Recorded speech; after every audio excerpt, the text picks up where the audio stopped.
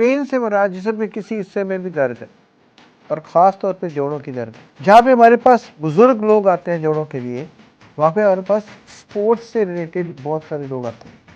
ख़ास तौर पे जो हाई इंटेंसिटी स्पोर्ट्स होती हैं, जैसे हॉकी है, फुटबॉल है, क्रिकेट है, टेनिस है, या इससे मिलती जुलती जो भी स्पोर्ट्स जिसमें आपको ज़ोर लगाना पड़ता है, ट्विस्ट होना पड़ता है, एंगल मूव करना पड़ता है, उससे जोड़ों में दर्दों का बहुत अंदेशा होता है और बाज़ का जोड़ और उसके बाद मसल्स, पट्टों में भी दर्दें शुरू हो जाती हैं।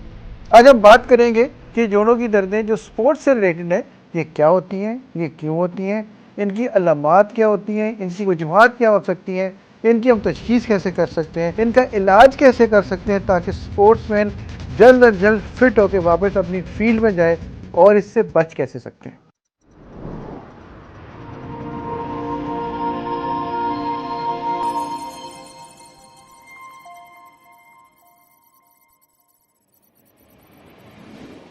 मेरा नाम है डॉक्टर शहजाद करीम। मैं हूं पेन मैनेजमेंट स्पेशलिस्ट। पेन से मुराद जिस्म के किसी हिस्से में भी दर्द है और ख़ास तौर पे जोड़ों की दर्द है। जहाँ पे हमारे पास बुज़ुर्ग लोग आते हैं जोड़ों के लिए, वहाँ पे हमारे पास स्पोर्ट्स से रिलेटेड बहुत सारे लोग आते हैं। ख़ास तौर पे जो हाई इंटेंसिटी स्पोर्ट्स होती हैं, जैसे हॉकी है, फुटबॉल है, क्रिकेट है, टेनिस है, या इससे मिलती जुलती जो भी स्पोर्ट्स जिसमें आपको ज़ोर लगाना पड़ता है, ट्विस्ट होना पड़ता है, एंगल मूव करना पड़ता है, उससे जोड़ों में दर्दों का बहुत अंदेशा होता है और बाज़ू का जोड़ और उसके बाद मसल्स, पट्टों में भी दर्दें शुरू हो जाती हैं। आज हम बात करेंगे कि जोड़ों की दर्दें जो स्पोर्ट्स से रिलेटेड है, ये क्या होती हैं, ये क्यों होती हैं, इनकी अलामात क्या होती हैं, इनकी वजूहात क्या हो सकती हैं, इनकी हम तशख़ीस कैसे कर सकते हैं, इनका इलाज कैसे कर सकते हैं ताकि स्पोर्ट्समैन जल्द अज जल्द फिट होकर वापस अपनी फील्ड में जाए और इससे बच कैसे सकते हैं। इन दर्दों को जो स्पोर्ट्स से रिलेटेड हो, किसी गेम के दौरान हो, खेलते हुए हो, हम इनको दो हिस्सों में तकसीम कर सकते हैं। एक हम कहते हैं एक्यूट, यानी जो फ़ौरन दर्द होती है, और एक होती है क्रॉनिक, जो बहुत देर तक चलती रहती है। मसलन 2 से 3 महीने बाद भी पेशेंट को दर्द महसूस होती रहेगी। एक्यूट से मुराद हुई कि ये स्पोर्ट्स इंजरी गेम के दौरान, चाहे आप बॉडी बिल्डिंग कर रहे हैं, जिम में, किसी फील्ड में, हॉकी खेल रहे हैं, क्रिकेट खेल रहे हैं, फुटबॉल खेल रहे हैं, टेनिस या स्क्वाश खेल रहे हैं, किसी भी वक्त अगर आपको एकदम दर्द शुरू हुई, वो जगह इतनी शदीद हुई कि वो जगह मूव करने में मुश्किल होना शुरू हो गया, उस जगह में सोजन शुरू हो गई, उस जगह के अंदर ब्रूज या रंगत नीली होनी शुरू हो गई, उस जगह का रंगत चेंज हो गई, उस जगह में स्वेलिंग शुरू हो गई, इसका मतलब है कि एन उस जगह पर कोई ना कोई ऐसी इंजरी हो गई है जिसको कंट्रोल करना, जिसको काबू करना, जिसका इलाज करना निहायत ही ज़रूरी है, नहीं तो उससे इंजरी में इजाफा मुमकिन है। दूसरी होती है क्रॉनिक, यानी 2 से 3 महीने बाद भी आप फिट नहीं होते, वो जगह अकड़ना शुरू हो जाएगी, मूवमेंट कम होनी शुरू हो जाएगी, पूरी ताकत उसके ऊपर नहीं डलेगी, पूरा वज़न उसके ऊपर नहीं डलेगा और ज़रा सा चलने में प्रॉब्लम शुरू हो जाती है और बाज़ का थोड़ी सी स्वेलिंग रहती है, चलते फिरते आपको जोड़ में से आवाज़ आनी शुरू हो जाएगी और अगर आप जोड़ के ऊपर हाथ रखें तो आपको महसूस होगा कि इसके अंदर कोई पानी है या कोई चीज़ है जो इसको हिलने जुलने में रुकावट दे रही है। इसको हम 2-3 हिस्सों में तकसीम कर सकते हैं इस क्रॉनिक पेन को। इसको हम एक तो कहते हैं बर्साइटिस, यानी जो जोड़ के अंदर झिल्लियाँ होती हैं उनमें सोजिश शुरू हो जाती है। टेंडनाइटिस, जिसमें जो टेंडन्स होते हैं, जो पट्टे होते हैं, उनके अंदर भी सोजिश हो जाती है जिससे वो भी मूव नहीं करते।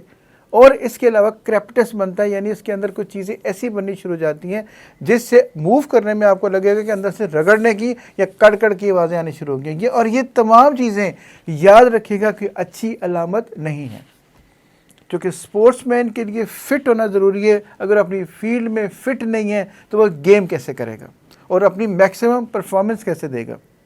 इसकी तशख़ीस कोई मुश्किल नहीं है। सबसे पहले हम पेशेंट की डिटेल्ड हिस्ट्री लेते हैं कि जोड़ में आपको दर्द कहाँ से शुरू हुई, कैसे चोट लगी, कौन सा एंगल था, इसके बाद क्या हुआ। फिर हम उसका फिज़िकल मुआयना कर सकते हैं, रेंज ऑफ मोशन चेक करते हैं कि जोड़ कितना एक मूव करता है। फिर अगर हमें इमेजिंग की ज़रूरत पड़े तो हम अल्ट्रासाउंड करके देख सकते हैं कि पानी तो नहीं है।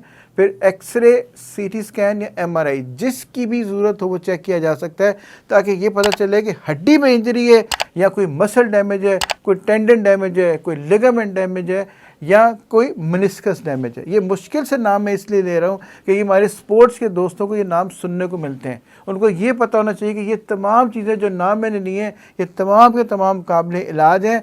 फ़र्क सिर्फ ये इनकी तशख़ीस दुरुस्त तरीके से होनी चाहिए ताकि सिर्फ उस चीज़ का इलाज किया जाए जिस चीज़ की ज़रूरत है, ताकि हमारे स्पोर्ट्स खेलने वाले दोस्तों भाइयों की फ्यूचर को सेव किया जा सके। अब हम ये देखते हैं कि इसका इलाज कैसे किया जा सकता है।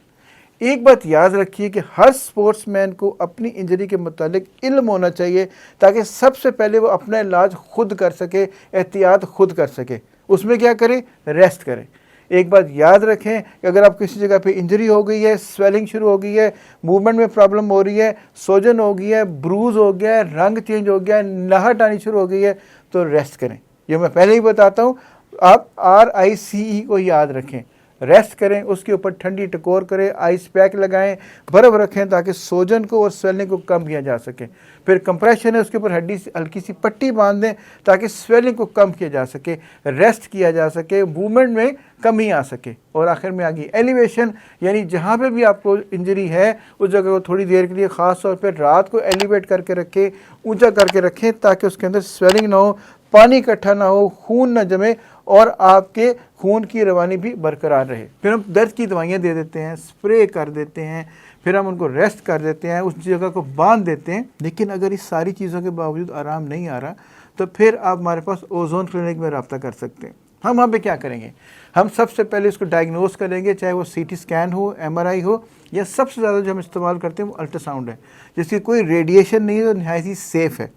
उसमें हम ये देख लेते हैं कि कौन सा मसल, कौन सा टेंडन, कौन सी लिगामेंट, कौन सी जगह के ऊपर इंजरी है, ताकि सारे जोड़ का इलाज करने के बजाय सिर्फ उस चीज़ को टच किया जाए जिसकी प्रॉब्लम है। पेशेंट को उसी के मुताबिक एहतियात बताई जाए, उसी के मुताबिक आपको ये बताया जाए कि आपको क्या करना है और क्या नहीं करना, कौन सी डाइट लेनी है, कौन सी डाइट नहीं लेनी, कौन सी एक्सरसाइज करनी है और कौन सी एक्सरसाइज नहीं करनी है।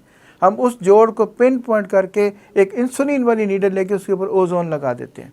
अब ओजोन क्या करेगी? ओजोन ना सिर्फ उस जगह के ऊपर खून की रवानी में इजाफा करेगी, सोजिश को कम करेगी, इन्फेक्शन को कम करेगी, बल्कि हीलिंग भी करेगी, रीजनरेशन भी करेगी। पट्टे जल्दी हील होना शुरू हो जाएंगे। और चूंकि ऑक्सीजन है, कोई साइड इफ़ेक्ट नहीं है, कोई नुकसान नहीं है, अब एक से ज़्यादा सेशन करा सकते हैं। और थोड़ी सी एक्सरसाइज से और थोड़ी सी एहतियात से अल्लाह के करम से वो दर्द बहुत जल्दी बेहतर हो सकती है। यानी इसका मतलब ये हुआ कि स्पोर्ट्स इंजरी के वो लोग जिनको स्पोर्ट्स की इंजरी होती है उनको परेशान होने की ज़रूरत नहीं है। ये चीज़ें काबिले इलाज हैं, बशर्ते ये कि उनकी तशख़ीस मुनासिब अंदाज में की जाए और उसका ट्रीटमेंट सेफ़ तरीके से किया जाए, क्योंकि स्टीरॉयड्स लगाना हर इंजरी का इलाज नहीं है। अब आखिर में आ गई एहतियात। एक बात याद रखें कि हमारे वो लोग जो कोई भी किस्म की स्पोर्ट्स खेलते हैं उनको वार्म अप होना बहुत ज़रूरी है। नंबर 2, आप प्रॉपर जूते, प्रॉपर गियर इस्तेमाल करें ताकि आपको ये पता लग सके कि हम जब गेम करेंगे तो हम स्लिप नहीं होंगे, हमारा एंगल ख़राब नहीं होगा। नंबर 3, अपनी टेक्निक दुरुस्त रखें, क्योंकि अक्सर इंजरीज़ टेक्निक की ख़राबी की वजह से होती हैं। हमें उस चीज़ की टेक्निक का पता नहीं होता। ज़रा सा गलत एंगल में आपने वेट उठा लिया, ज़रा सा गलत एंगल में किक लगा गई, ज़रा सा गलत एंगल में आपने रैकेट को इस्तेमाल कर लिया, तो वो इंजरी होने का अंदेशा होगा। फिर पानी का इस्तेमाल ज़्यादा रखें, क्योंकि डिहाइड्रेशन बहुत बड़ी कॉज है इंजरी के लिए। फिर अपने ब्लड प्रेशर और शुगर को कंट्रोल में रखें और अपनी डाइट को कंट्रोल में रखें। ओवरवेट होने से भी इंजरीज के अंदेशा ज़्यादा हो जाता है। तो मुख्तसर ये कि जो स्पोर्ट्स से रिलेटेड लोग हैं, अगर उनको किसी भी किस्म की कोई इंजरी है तो आप ओजोन क्लिनिक से रब्ता कर सकते हैं। हम ना सिर्फ इसकी तशख़ीस करेंगे बल्कि इसका इलाज भी करेंगे इंशाअल्लाह। अगर आपको आज की ये वीडियो पसंद आई है तो आप इसको लाइक करें, कमेंट करें और शेयर करें, और हमारे चैनल को सब्सक्राइब करें और बेल आइकॉन को प्रेस करें ताकि आपको आने वाली वीडियो के नोटिफिकेशंस मिलते रहें।